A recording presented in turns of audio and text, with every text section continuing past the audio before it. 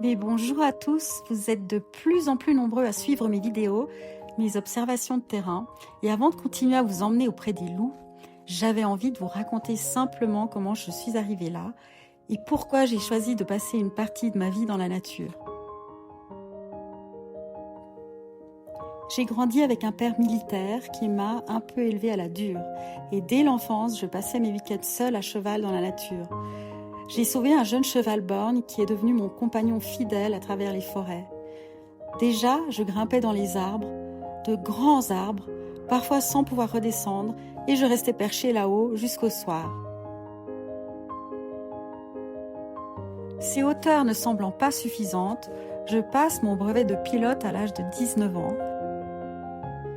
Ensuite, la vie m'a menée à travers le monde. J'ai vécu à Paris pendant 4 ans, en Afrique pendant presque 4 ans dans une tente. J'ai traversé la Mongolie à cheval, exploré la jungle de Bornéo pour voir les derniers orang-outans, observé des pumas au Venezuela. J'ai traversé l'Inde en bus public de New Delhi à Trivandrum tout au sud. Ensuite, j'ai exploré une partie du désert de Jordanie et d'Atacama au Chili. En Afrique, j'ai construit une école, appris les premiers soins avec la Croix-Rouge et appris le Swahili en faisant mon jogging jusqu'à un village Maasai où une enseignante m'aidait à progresser chaque matin. J'ai tout appris sur la qualité de l'eau, la construction des puits et l'évaluation des situations d'urgence.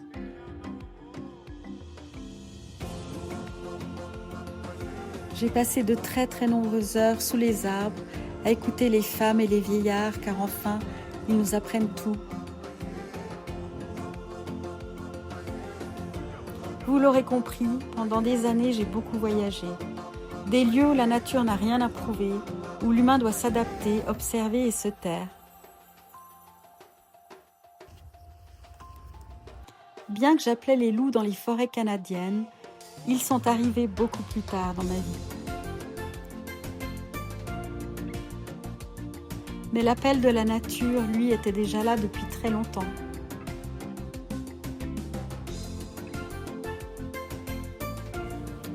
Un jour, j'ai compris que je n'avais plus besoin d'aller au bout du monde pour me sentir vivante.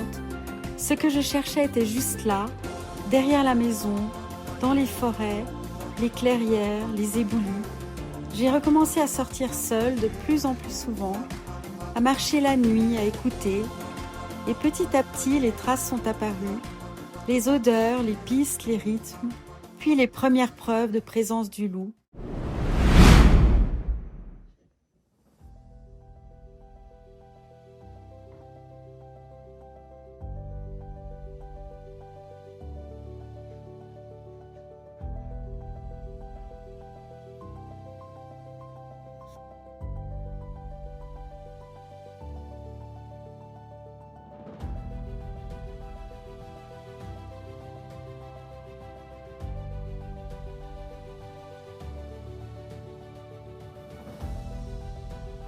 Depuis leur rencontre, je ne cherche jamais l'image parfaite.